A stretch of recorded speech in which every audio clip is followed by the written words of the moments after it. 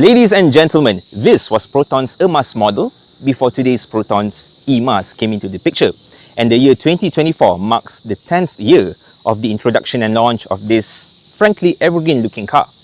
And I know you must be thinking, I see the Proton Iriz every day on the roads. But what you don't see and what defines this car is that this is a Proton Iriz 1.6 Premium in manual transmission.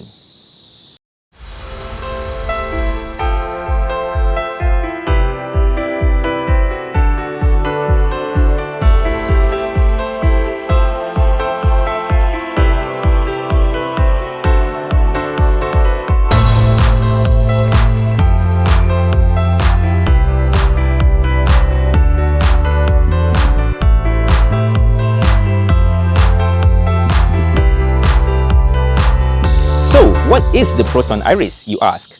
Three things. Number one, the successor of the Proton Savvy, which is in itself the successor of the Proton Tiara. Small, super minis, compact cars which are fun to drive. So it was Tiara, Savvy, then the Iriz. Number two, it was the final car to be designed and produced in-house by Proton. Yes, Sagas and Personas are still on the road today, but the Saga that you see is an evolution of the Saga BLM, which came out in 2009, way before the Iriz, and the Persona is basically the sedan version of the Iriz. So the Iriz came first, then the Persona. So this makes it the final car to be produced fully from Proton's stables. And finally, it has the unenviable task of going against the Pro Dua Myvi in a bid for sales. So as you know, the Myvi is a Malaysian favorite, king of the road, and it's a choice for all forks of life from all walks of life. So sadly, although the Iriz had offered a more substantial kit to go with it, well, old habits die hard. Malaysians still love their Myvi for its ease of maintenance, for its reliability to a certain extent.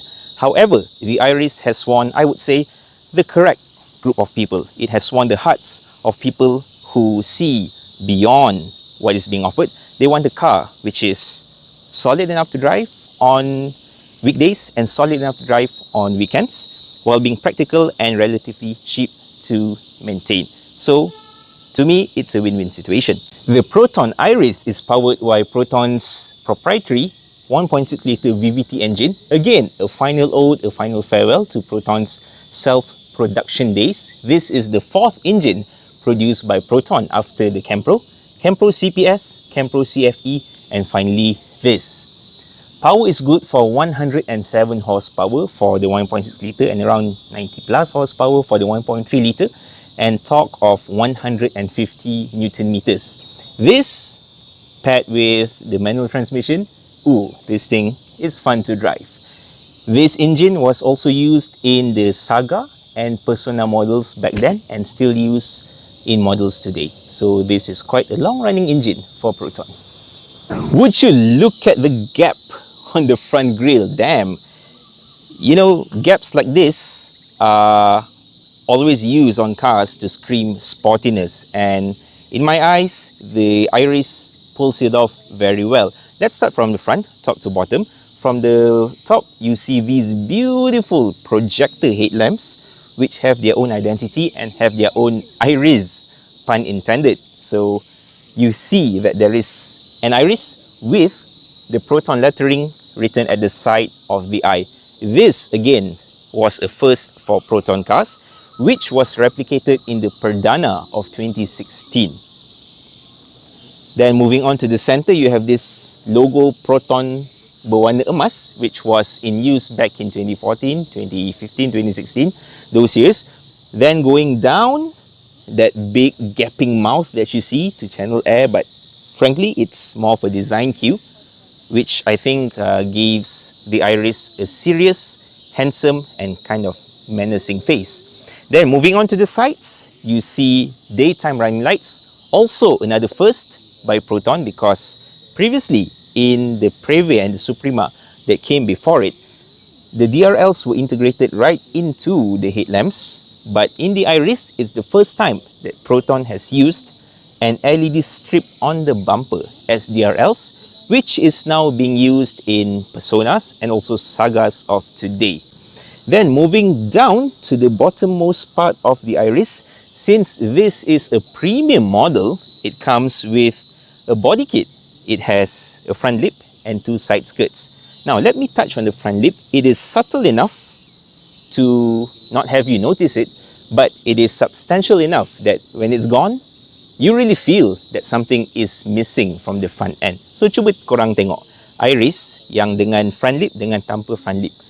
Rasa macam kosong sikit kalau tak ada front lip. So this was a very nice addition and it retains the signature look of Proton's lips, the R3 look I call it, because it has this bottom piece which is finished in dark titanium as they call it, and it's always a two-piece lip, top and bottom, which adorns the front of their sportier cars. Well, moving to the side, the Iriz has its own side profile which is unique to the car. There is no other car that has this kind of side profile, not even the Myvi. The Myvi is a bit boxy, but the Iriz, I would say, has more curves and is more muscular in its design. Now, starting from the front, you have these 15-inch dual-tone rims. Again, this is not the first lah, but this is the second dual-tone rim in standard Proton cars, the first one being used in the Suprema S of 2013. And I would say these hibiscus-looking rims actually look the best on the Iriz. You know, kalau dah tukar rim tu macam nampak kurang sikit.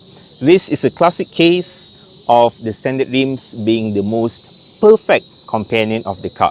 Similar to say the Satra GTI or the Perdana V6, memang kena guna rim ori. Kalau dah tukar rim tu nampak kurang best lah sikit. Alright, so the front has this quarter mirror because of the placement of this side mirror which is on the door. So this is one part which I really love on Irizes and the Personas of Proton, because this affords you extra visibility when you are cornering through. You can see the curb and not bump into it. Nice. Tapi kalau pergi tin tu mencabar jugalah, diorang nak potong bentuk tu kan. Alright, moving on to the side, as I've said earlier, this is a premium version, so it comes with these side skirts. Again, they look subtle, but if it's missing, you will see that something is missing because it adorns the side very nicely. Once again, the dark titanium finish, and there's always a two-tier, two-layer thing going about it, the top and the bottom part. So this was supposed to aid in aerodynamics lah. Then the door has this very nice embossed section. It looks like a blade. I think it's a very nice complementary kind of design which complements the upward kink of the door. So this is one design touch which is unique to the Iriz. Now moving on to the side as well, again a first for Proton, keyless entry. Yes, 10 years ago the Iriz was the first Proton to have keyless entry back in the day. Not even the Suprema, which was priced at 79,000, had keyless entry. Moving on to the back, this is what I like about the Proton Iriz, the rear three-quarter view.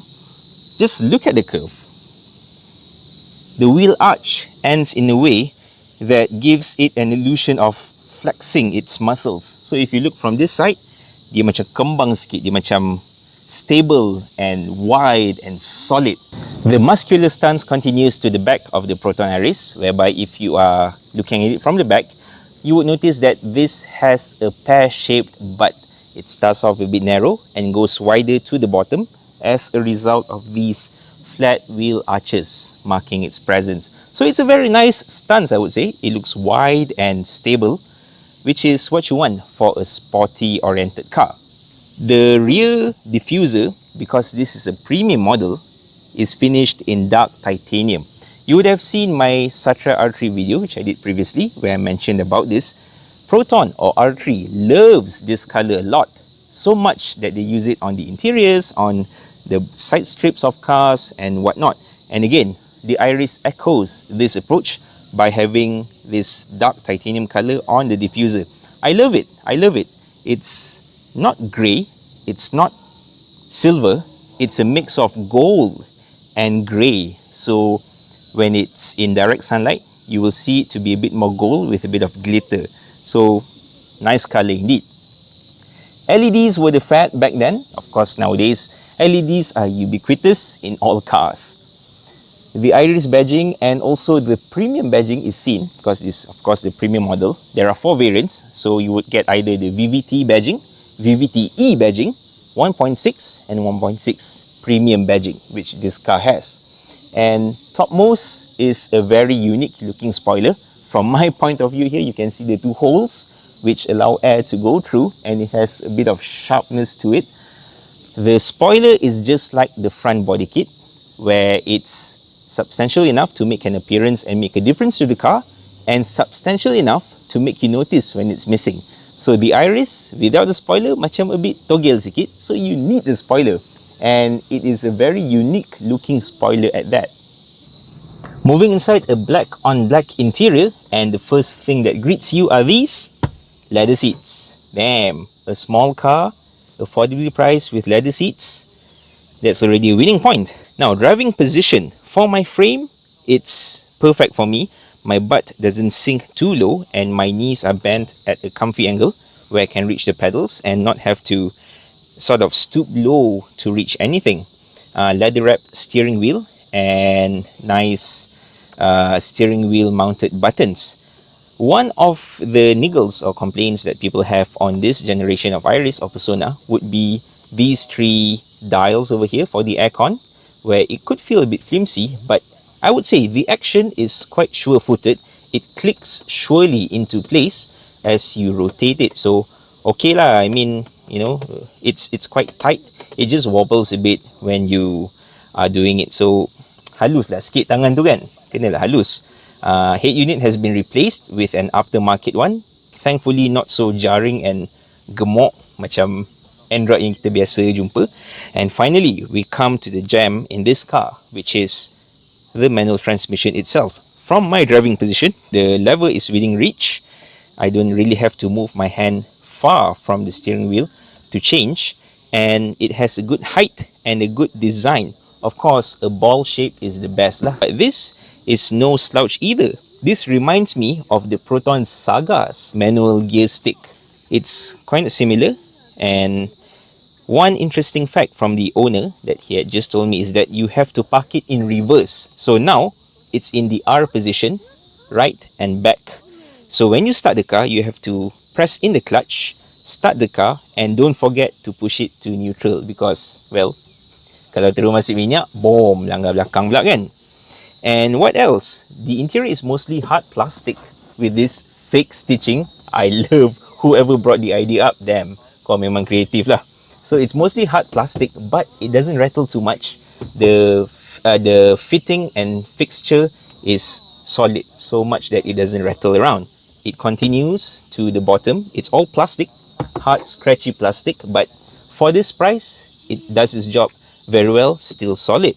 And true to keeping up trends, because 2014 was a time when Facebook, YouTube was starting to gain traction within content creators, so most people were on their phone, and this was the rise of messaging such as WhatsApp and Line and whatnot, where people started to go back to their phones for messaging services. So keeping these devices charged is a must, and the Iriz has 2 USB ports here, 1.5 amperes and 2 amperes to keep your devices charged. So keeping up with trends and going with the times. Now, speaking on the key, since this is a keyless entry, this is the key fob. Just have it in your pocket and come into the car. Damn. And in keeping up with the power demands and supplies, I see something replicated from the preview over here. There is a 12-volt socket. There is an auxiliary jack for 3.5mm jacks for your phones. And there is one USB socket here. So all in all, it was a good start for the Iriz in keeping up with trends, design, and the amenities offered in the car. Cup holders, good size, I would say. It's not like the Satriano's cup holders. No good. Yang ni, quite good. So all in all, yeah, it's a comfy, and I must say that the seats, these semi-bucket-like designs, really hug my frame. If you are my build lah, small like me kan, it holds your love handles and your thighs really well, and padding is very, very sufficient and thick. And until now, the leather has held up quite nicely. Signs a bit of wear and tear, but this can be easily fixed. Yeah, I think we have a winner here. Let's go to the back. Well, this car being compact and sporty, I think most youngsters would be using it in their university trips or even early adulthood when they start working. So perhaps you might have to ferry the occasional passenger, your college mate lah, your parents and whatnot. And I would say the back seat, look at the padding, look at the bolstering. It does a nice job of keeping you comfy. It's really thick. It's unlike the Preve or Suprima's rear bench where it's frankly really thin and the reach does not reach until my knees. In the Preve or Suprema lah, dia sampai sini je. So the Iriz does a better job. It holds me, it cradles me much better. And at the back, we see 2 bottle holders in the door cards. There is even leather over here, since this is a premium version. And life at the back, I would say, is solid. Solid, if I can use that word. And somewhat comfy, because the seats are really, really nice, I would say. Okay, we are now with Vincent. Vincent. Hi. Thank you for joining us. Thank you for having me as well. We are in Bentong. Welcome. We kind of met each other. Yes. On what? A YouTube comment. Yeah. Where you had offered and you told that there is a nice manual Iriz waiting to be seen and revisited. Yes. So how did this car come into your hands? Cuba cerita sikit. So the precursor to this was back in 2018 when my parents bought a 2016 Proton Saga VVT manual. Okay. And like the most manuals that you get on the market today, it was spec kosong. We actually have a long history going back with Protons. Our entire family has had Protons for a very long time, starting with the Proton Bira, and then the Saga Aeroback, and then a Saga BLM. BLM. And all of these were all in manual. Damn. 5-speed. Okay, so I'm going to be frank upfront that the expectation was not high when I first got the Proton Saga. But lo and behold, it was surprisingly good. Of course, that lasted for only about a year until issues started cropping up. I started wondering what I could get for about 30,000, which was the price of the car back then, in a manual. And the one car that ticked the box was this, a 1.6 Premium manual. You might have heard of HPF before, high tensile steel strength. In a lot of cases, when cars like this with HPF get into an accident, the occupants will survive. And this is actually my 6th or 7th Iriz that I have looked at. Damn, so that was quite the process of buying it, 6 to 7 samples before it. So what happened to 125? Yes, my hunt actually began back in about 2021. I viewed the first one. It was probably the cheapest. The problem with it was for that 4 or 5 years where this chap had it, he never serviced the engine oil. Yes, and knowing that engine oil is not that cheap compared to a new engine, just imagine what other fluids have not been changed. So we decided to forego it. And then the second one was a 1.6 exact. And it drove fine, drove well, but it wasn't a premium. And onto the third car was a black 1.6 premium. So he wanted 25,000. The clutch and the clutch pump was already replaced, but the problem was the clutch felt weird. And there was probably a bit of noise coming from somewhere. And then we went on to another black 1.6 premium, which was at a used car lot. Ooh, of course. I don't quite like the sound of this. Yes, of course, it's going to be advertised as careful owner, non-accident unit. I see signs of accidents everywhere. What did you see? Well, for starters, the front was crushed. The side was also crushed. And these are easy telltale signs because they didn't do a very good job with hammering out some of the issues, Okay, and the paint was starting to peel. And that's a clear sign. yes, it was also hit at the back, I believe. Back as well. Yeah, but of course they didn't say anything about it. And upon asking them, they said, "Oh, don't worry, bro. It's accident free." I wasn't the only one looking for that car on that day. So the other chaps also noticed that it was an accident car and promptly moved on. Worth mentioning, there was a Satra GTI in the lot. Gosh. But I'm not sure whether it's a real one or a convert. Okay. Yeah. And how much was that at that point of time? I can't remember. Hopefully not 31k lah. Might be around there or might be slightly more expensive, knowing how sought after it is, not just in the used market, but also with thieves. Yes. Yeah. So at the end of the day, Vincent wins because now he has 2 extra doors compared to the Satra GTI. The radiator was also rusty, engine sludge. Again, Yep. don't people take care of their cars anymore nowadays? Come on. And I think somebody might have spilled perfume on the dashboard, so it was stained. Okay, and Yeah. perfume, as we know, has a very bad effect on dashboards. It eats through, like alien punya saliva. It's through the Might space. be acidic. to it. Acidic, man. Yeah. Just try to be careful with your perfumes in the car. And there's actually one more in between. This was the last car that I saw before this. It was also at another used car dealer, but this one probably enjoys a better reputation. It's quite well known in the Malay community. Aha. Okay. Cuba teka. Ah. Okay. Kita tak nak teka. Okay. But you So want teka. it was a 1.6 premium, but the rims were probably downsized or the wrong rims. So it's not the hibiscus rims that you see here, Yep. which is correct on this. Yep.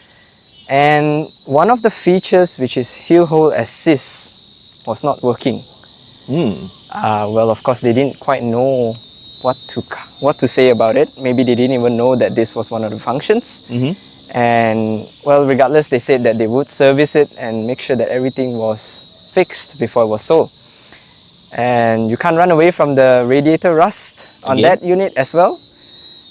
And then that unit was eventually sold to someone in Pahang as well. Alright. So at last you came across this one. How Yes. long have you had this? I have had it from probably May. So it's been a couple of months. Some things have been done to it. Alright. Take us Mostly through. restorations. Take us through. So from the front, starting at the engine bay, the owner was kind enough to give us a new battery and engine mountings.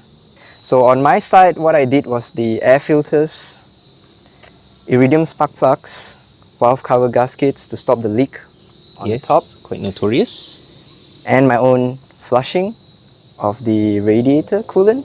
So it's now running pre-mix. Brake fluid has also been flushed because it affects your clutch pump. I am using the factory recommended 5W30 from Mizu, and the same thing for transmission fluid, which is 7590. Timing belt. So that was one of the first things that we took care of since the last change was probably about 4 years ago. So I went to somewhere in Sepang, if I'm not mistaken, to see one of these ex-Proton staff to take care of it for me. And we had a look on the inside because we did the valve cover gasket at the same time. Yep. It was pretty clean on the inside, Good news. which is good news. Back in the days, it's said to be rare. It still is apparently rare at the moment because official or unofficial figures state that 500 units were made 500. for the 1.6. So this is shared between the 1.6 exact and the 1.6 premium. Oh, so it's 1.6 in general. Yes, only the 1.6 manuals, but only 450 units made it out to the market. And subsequently, I heard of a slightly lower number, slightly lower, maybe 430-ish, 420-ish, that were actually out in the market. So I don't know what happened to the rest that were not released. And along the years, you would expect some to have been stolen, been in accidents, written off. So this might just be a bit more rare now. Yes, so that's why it's on the channel. When Proton designed this, this was meant to be exported to the European market, if I'm not mistaken. So it was meant to be a safety feature whereby you can't shift without starting the car. So they call it the gear shift lock. So in this case, on the Premium, you have to shut off the engine and put the shifter into R for the car to completely shut down. Otherwise, you get parasitic drain and the battery will die within 2 to 3 days. I see. So it has this, I don't know, European quirk about it. I mean, you know, the Tiaras, the Savis of the old, they had their own, I would say, characters. Yes. Where one leads to another. So apparently being the successor of these two cars, itu pun dia mewarisi juga.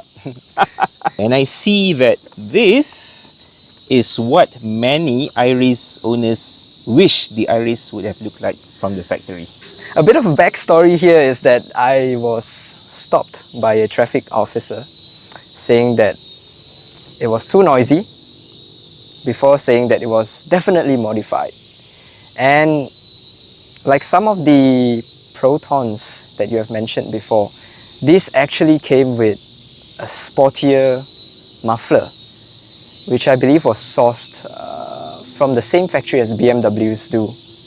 So it does sound a bit louder, and it has been highlighted by other YouTubers / journalists regarding that. So not everyone was a big fan of the noise that it was making, but it is what it is, because when I got it, it had a dual quad exhaust tip. Yep, but it was reducing power in some way because the airflow was probably just not as well. So I got a muffler from my friend.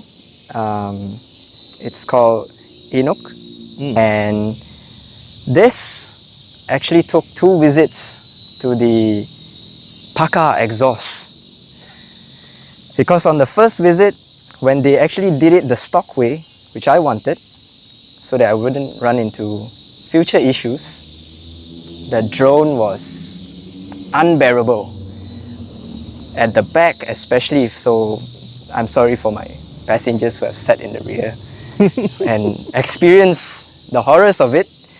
And so I went back and told them if they could work something out, and so they decided that they should come up with this tip. So the drone is no longer there because the sound is actually being pushed outwards instead of hitting the floor and bouncing back up into the cabin. I see. And I believe a few horses have been recovered, hopefully in that process, because it feels more eager now. Alright. So what are your future plans of this car? First things first, I think we're going to deal with the undercarriage of the car. Undercarriage, yeah? Bushings Yes. and whatnot lah. So the absorbers and lower arm, some bushes. It's probably due to wear and tear. It's going to need a new pair soon. Alright. The tires, I'll be getting a new pair of a new set of XM2 pluses. So this is currently on the XM2, which is a long life tire, and because it's a Michelin, I'm actually quite confident that it can stay on for quite a bit more because their performance remains largely uniform.